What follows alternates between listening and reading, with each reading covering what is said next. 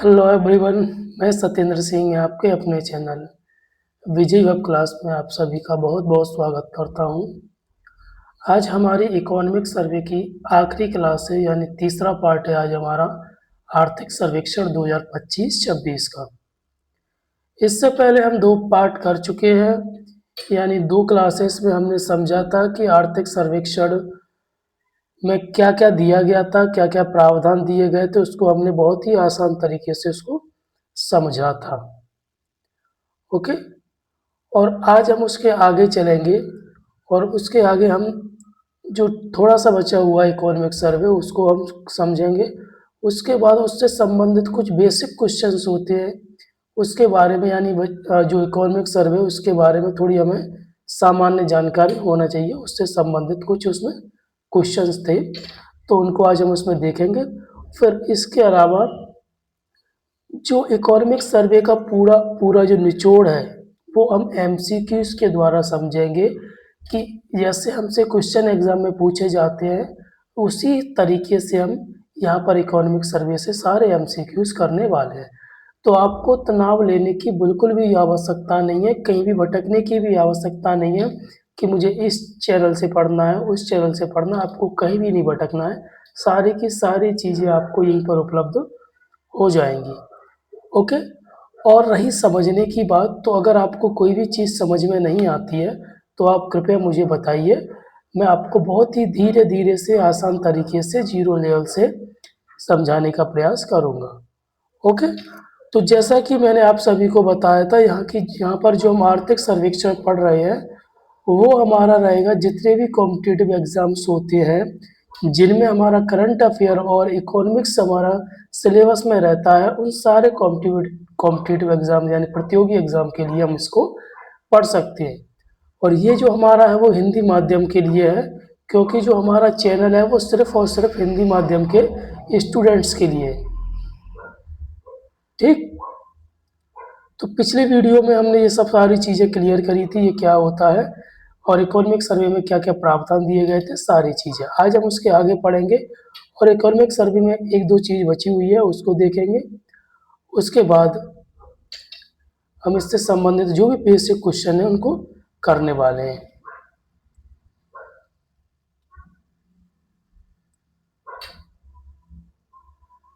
आज हम यहाँ से स्टार्ट करेंगे रोजगार और कौशल विकास।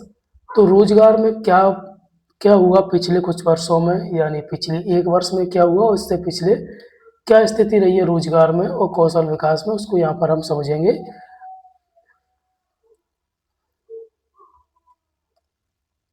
भारत का श्रम बाजार लचीला बना रहा है। लचीला का मतलब क्या होता है, कहीं इसमें गिरावट आई है, कहीं इसमें क्या हुई है, बढ़ोतरी हुई है।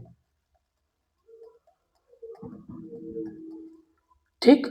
कुल रोजगार क्वार्टरली सेकंड 2026 में अगर हम बात करें तो 56.2 करोड़, यानी 15 वर्ष से जो आयु ज़्यादा है, जो आर्थिक विस्तार के साथ साथ क्वार्टरली वन यानी फाइनेंशियल ईयर 2026 की तुलना में इतने के शुद्ध रोजगार को सृजन दर्शाता है। ठीक। श्रम शक्ति भागीदारी दर अप्रैल में लगभग 55% से बढ़कर लगभग कितनी हो गई है, 56.1% हो गई है। तो आपको ये परसेंटेज याद रखना है, यही एग्जाम में ज़्यादा पूछी जाती है। ठीक है। और फाइनेंशियल ईयर 2026 से क्वार्टरली फर्स्ट और सेकंड में अगर हम बेरोजगारी की बात करें तो लगभग 5% पर बनी हुई है, यानी कम बनी हुई है। ये आंकड़े 99% आपको झूठे हैं, क्योंकि आपको पता है कि भारत में बेरोजगारी के स्तर क्या है, यहाँ पर क्या बताया गया है ना, सिर्फ 5%। महिला श्रम शक्ति भागीदारी दर 23.3% 2017-18 से बढ़कर अब कितनी हो गई है, 41.7% 2023-24 में। महिला बेरोजगारी में तेजी से गिरावट आई है। मतलब कोई भी सरकार, यहाँ पर ये आप पढ़ लीजिए, कोई भी सरकार आपको अपनी कमियां नहीं बताती है। मतलब हर एक चीज़ में अगर आप पूछोगे कि जो भी घाटा है, चालू घाटा घाटा मैंने पढ़ा था, उसमें भी गिरावट आई है है ना? मतलब सरकार की तारीफ की गई है। वहीं अगर हम राजकोषीय घाटे की बात करेंगे तो इसमें भी क्या आई है, गिरावट आई है। यानी सरकार बहुत अच्छा काम कर रही है। देख रहे हो आप? मतलब सरकार का ये कहने का मतलब है कि हम हर सेक्टर में अच्छे हैं।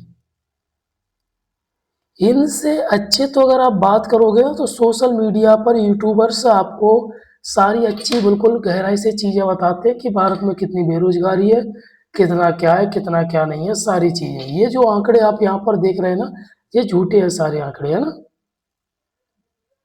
यहाँ पर आपको दिखाई गया है कि बेरोजगारी कम हो रही है। ऐसा आपको लगता है कि बेरोजगारी कम हुई है?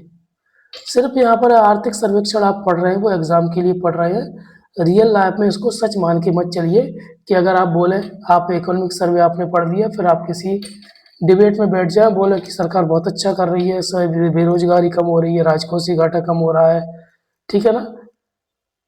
तो ये सब झूठे रहते हैं, आप इन पर भरोसा मत कीजिए। चलिए, तो इकोनॉमिक सर्वे हमारा पूरा यहाँ पर खत्म होता है। उससे संबंधित ये बेसिक क्वेश्चन है।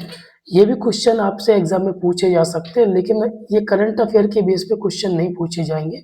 करंट अफेयर के बेस पे जो क्वेश्चन आएंगे वो इकोनॉमिक सर्वे को मैं जो एमसीक्यूज उससे बनते हैं वो आपको कराऊंगा, वहां से आपके क्वेश्चन बनेंगे। तो सबसे पहला क्वेश्चन आपके मन में आएगा कि आर्थिक सर्वेक्षण है क्या? तो आर्थिक सर्वेक्षण भारत सरकार का एक वार्षिक प्रमुख दस्तावेज है। वार्षिक का मतलब होता है एक वर्ष, जो केंद्रीय बजट से पहले अर्थव्यवस्था की स्थिति, क्षेत्रीय रुझान और चुनौतियों और संभावनाओं की समीक्षा करता है। यानी जो केंद्रीय बजट प्रस्तुत होता है उससे पहले इसको प्रस्तुत किया जाता है, और वो इस सेक्टर में भारत की देश की क्या कमियां हैं, क्या है, क्या सारी चीज़ें इसमें बताता है। कमियां तो नहीं बताता है क्योंकि सरकार इसको बनाती है। यहाँ पर ये लिखा है कौन तैयार करता है, तो आप समझ जाना कि वो क्यों कमियां बताएगा। आर्थिक सर्वेक्षण कौन तैयार करता है और प्रस्तुत कौन करता है? यह वित्त मंत्रालय के आर्थिक विभाग द्वारा आर्थिक सलाहकार के अधीन तैयार किया जाता है, और केंद्रीय वित्त मंत्री द्वारा संसद में क्या किया जाता है, ये प्रस्तुत किया जाता है। अगला क्वेश्चन है, संसद में आर्थिक सर्वेक्षण कब प्रस्तुत किया गया था? सामान्यतः संसद किया जाता है सामान्यतः संसद के दोनों सदनों में केंद्रीय बजट के एक दिन पहले, यानी एक दिवस पूर्व का मतलब होता है एक दिन पहले। आर्थिक सर्वेक्षण पहली बार कब प्रस्तुत किया गया था? पहली बार 1950 से 51 बजट के हिस्से के रूप में, यानी ये पहले बजट के साथ प्रस्तुत किया जाता था ये पहले, लेकिन 1964 में इसको अलग से प्रस्तुत किया जाने लगा, ठीक है, बजट से अलग। तो आपसे इससे क्वेश्चन बन जाते हैं कि कौन इसको तैयार करता है, कौन इसको प्रस्तुत करता है, ठीक। फिर उसके बाद ये बजट के साथ किया जाता है प्रस्तुत, की बजट के बाद किया जाता है, कि बजट से एक दिन पहले, तो एक दिन पहले किया जाता है। इसको बजट से अलग कब प्रस्तुत किया गया था, कब से? तो 1964 से। ये आपके लिए क्वेश्चन यहाँ से बन जाते हैं। आर्थिक सर्वेक्षण के मुख्य उद्देश्य क्या क्या होते हैं? ये क्वेश्चन आपसे बहुत मुश्किल से कम पूछा जाता है। व्यापक आर्थिक प्रदर्शन का आकलन करना, क्षेत्रीय विकास का विश्लेषण करना, संरचनात्मक चुनौतियों की पहचान करना, और भविष्योन्मुखी आर्थिक दृष्टिकोण को प्रदान करना, ठीक। यानी कोई आर्थिक सर्वेक्षण प्रस्तुत तो बजट के एक दिन पहले किया जाता है, लेकिन इसका जो भी आकलन होता है वो पहले हो जाता है, तो इसमें जो भी कमियां होती हैं वो बजट में इसको पूरा करने का ये लोग प्रयास करते हैं।